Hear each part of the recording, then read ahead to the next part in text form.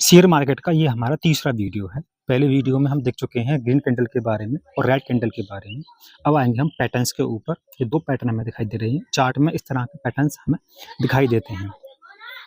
इस तरह का जो पैटर्न होता है, अगर वो हमें कहीं दिखाई देता है और ये ग्रीन है ना, तो इसको बोलेंगे हम हैमर। इसका नेमिंग करेंगे हैमर। ये हथौड़े जैसा है इसलिए इसको हैमर बोल दिया है हमने, ठीक है। और ये है रेड कैंडल है और ये भी ठीक इसी की तरह से है, सिर्फ कलर का चेंज है, तो इसको हम बोलेंगे हैंगिंग मैन।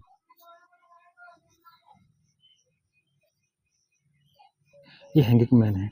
अब ये क्यों बनते हैं, इसका क्या मतलब होता है, इसे ये बने क्यों, तो उसका एक से मतलब समझ में आता है कि मार्केट हमारी ओपन होती है इस पॉइंट पर, मान चलते हैं 100 रुपये पर यहाँ पर ओपन होती है मार्केट।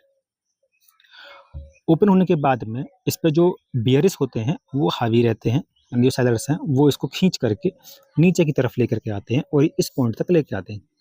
मान चलिए 60 पर इसको लेकर के आ गए, फिर उसके बाद में ऊपर की तरफ ये फिर इस पर जो साइकिल चेंज होती है और बायर्स आते हैं, बुलिस आते हैं और इसको ऊपर की तरफ खींच के लेके जाते हैं। तो ये अगर इसको यहाँ पे 110 पे खींच के लेके गए हैं, इसका मतलब हुआ कि इसमें प्रॉफिट हुआ है। लेकिन एक जो ट्रेंड होता है, ट्रेंड को चेंज होने की संभावना इसमें बहुत ज़्यादा होती है।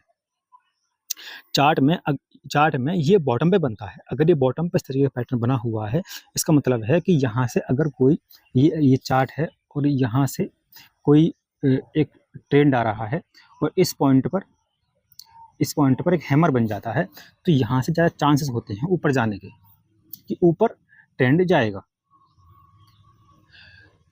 जो भी कैंडल्स देखें, एक और चीज़ बताऊँ आपको, जो भी कैंडल्स ग्रीन में बने हुए होते हैं, ग्रीन कलर में जो बने होते हैं वो बुलिश होते हैं, ठीक है।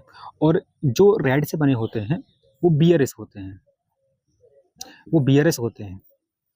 तो समझ में आ रहा है कि क्यों बनते हैं और कहाँ से इनका ट्रेंड चेंज होता है। अब चार्ट में आते हैं, चार्ट में देखते हैं अगर ये किसी भी ये जो बना हुआ है हैमर वो किसी भी कलर का है, वो किसी भी कलर का है, तो यहाँ से संभावना ये ज़्यादा होती है कि ट्रेंड चेंज होगा, ठीक। वैसे ही अगर टॉप पर कोई हैमर बनता है तो इसका मतलब होता है कि यहाँ से फिर ट्रेंड चेंज होगा। ट्रेंड चेंज होगा, हो सकता है कि ये यहाँ पे डाउन की तरफ जाए। इसमें क्या होता है कि ये जो शैडो होती है, मतलब अगर हम पहचानेंगे, किस तरीके से पहचानेंगे कि ये हैमर है, तो ये देखेंगे बॉडी जो होती है, यानी ये जो बॉडी है यहाँ से इसकी शैडो बनेगी, इस बॉडी से लगभग आप 3 गुना मान सकते हैं कि 3 गुना बनेगी। कम से कम आप मान के चलें, कम से कम 2 गुना जरूर